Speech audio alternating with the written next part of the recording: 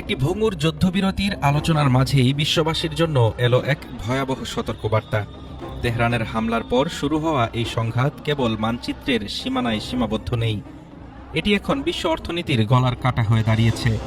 জাতিসংঘ বলছে এই যুদ্ধের অভিঘাতে বিশ্বজুড়ে অন্তত 3,20,00,000 মানুষ নতুন করে চরম দারিদ্র্যের অতল গহ্বরে তলিয়ে যেতে পারে।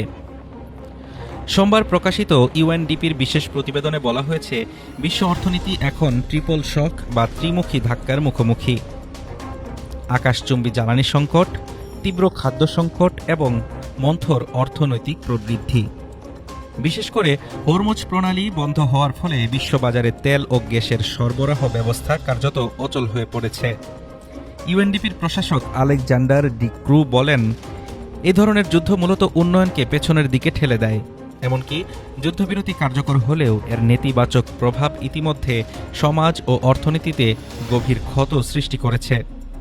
দরিদ্র দেশগুলোর সাধারণ মানুষই এর সবচেয়ে বড় শিকার হতে যাচ্ছে। জ্বালানি তেলের দাম বাড়ার প্রভাব কেবল যাতায়াতে সীমাবদ্ধ নয়, সারের উৎপাদন ব্যাহত হওয়ায় বিশ্বজুড়ে দেখা দিয়েছে কৃষি সংকট। বিশেষজ্ঞরা একে বলছেন খাদ্য নিরাপত্তা টাইম বোম।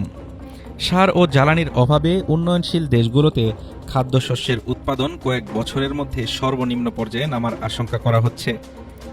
গত এক দশকে বিশ্বজুড়ে অতি দারিদ্র্য দূর করার ক্ষেত্রে অর্জিত সব সাফল্য এখন ধূলিসাৎ হওয়ার পথে। উচ্চ মূল্যস্ফীতি আর ঋণের বোঝায় জর্জরিত দেশগুলোর জন্য এই ধাক্কা সামলানো হবে প্রায় অসম্ভব। দ্য গার্ডিয়ানের সাংবাদিক রিচার্ড পার্টিংটনের প্রতিবেদনে উঠে এসেছে, আন্তর্জাতিক মহলের দ্রুত হস্তক্ষেপ ছাড়া এই মন্দা দীর্ঘস্থায়ী হতে বাধ্য।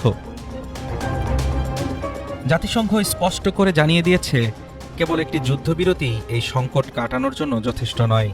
বিশ্বজুড়ে দারিদ্র্য বিমোচনে পুনরায় সমন্বিত সহায়তার হাত না বাড়ালে কয়েক কোটি মানুষের ভবিষ্যৎ অন্ধকারে হারিয়ে যেতে পারে। হাফিজুর রহমান তুষার, ঢাকা টুডে।